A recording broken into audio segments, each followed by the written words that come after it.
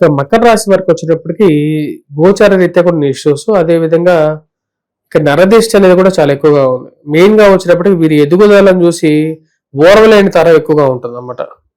ఆ ఓర్వలేని తరం ఉండేటువంటి వారికి ఎందుకు అసలు ఓర్వలేని తరం ఎందుకు ఏర్పడుతుంటుంది అంటే వచ్చేటప్పటికి, అంటే నువ్వు చేయలేనటువంటి పని ఇంకొకటి చేసినా సరే ఓర్వలేని తరం. ఇప్పుడు నువ్వు ఒక పని చేస్తున్నావు, ఉద్యోగం చేస్తున్నావు, లేక ఏ విధంగా ఉన్నావు, నువ్వు బాగానే సంపాదిస్తున్నావు, అది తట్టుకోలేనటువంటి స్థితి కొంతమంది ఉంటారు. దానికి గల కారణం వచ్చేటప్పటికి ఆ సమయంలో ఏర్పడుతున్నటువంటి గ్రహస్థితి కూడా దానికి గల కారణం. సరే, నరదిష్టిని ఎలా పోగొట్టుకోవాలి? ఎందుకంటే ప్రతి ఒక్కరి మీద నరదిష్టి ఉంటుంది. ఆ నరదిష్టి ఉండేటువంటి లెవెల్ అన్నమాట. అంటే కొంతమంది ఎక్కువగా సంపాదించేటువంటి వారు, బాగా దగ్గర ఉన్నటువంటి వారి దిష్టి కూడా ఎక్కువగా ఉంటుంది. ఆ దిష్టిని పోగొట్టుకోవడానికి ముఖ్యంగా వచ్చేటప్పటికి గృహానికైతే మనం గుమ్మడికాయ, ఒక మంచి రోజు చూసి గుమ్మడికాయ కానీ కట్టడం మంచిది. ఆ గుమ్మడికాయ కట్టడం వల్ల ఏమవుతుందంటే మెయిన్గా దృష్టి కేంద్రీకృత మారిపోతుంది. అదేవిధంగా వచ్చేటప్పటికి కుటుంబంలో కొంచెం శుభం జరుగుతూ ఉంటుంది. అదేవిధంగా దిష్టి యంత్రాలు కట్టుకోవడం కూడా కొంచెం మంచి శుభాన్ని ఇవ్వడం జరుగుతుంది అన్నమాట ఇంటికి.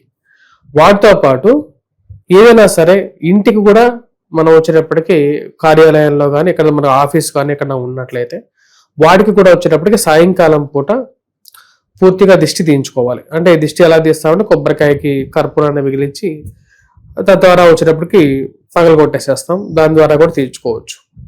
అదేవిధంగా ఒకవేళ అలా కూడా తీయలేని పక్షంలో మన ఇంట్లో ఏదైనా సరే ఉప్పు కానీ ఏదన్నా సరే అదే విధంగా కూడా తీసుకోవచ్చు. కానీ మనిషికి దిష్టిని తగ్గించుకోవాలి అంటే బొట్టు ద్వారానే తీయించుకోవాలి. లేని పక్షంలో దిష్టి పోవాలి అంటే శిరోమండలం చేయించుకోవాలి. శిరోమండలం అంటే గుండు కొట్టించుకోవటం ద్వారా.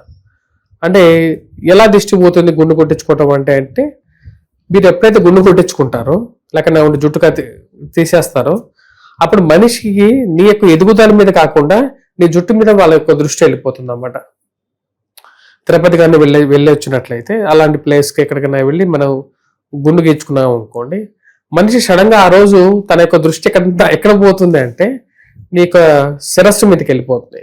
అలా కూడా లేని పక్షంలో ఇంకా ఈజీగా పోగొట్టుకోవాలి అంటే పెద్ద పెద్ద నామాలు కానీ, పెద్ద పెద్ద తిరునామాలు కానీ, నీకు వైష్ణవుడైతే తిరునామాలు, లేని పక్షంలో శైవుడు అయితే త్రిపుండ్రాలు పెట్టుకోవటం, ఇలా చేసినట్లయితే, లేకుండా ఉంటే ఇటువంటి ఆభరణాలు ధరించినట్లయితే, విచిత్రమైనటువంటి ఆభరణాలు ధరించినట్లయితే కూడా వచ్చేటప్పటికి మనిషికి యొక్క దృష్టి మారిపోతుంటుంది.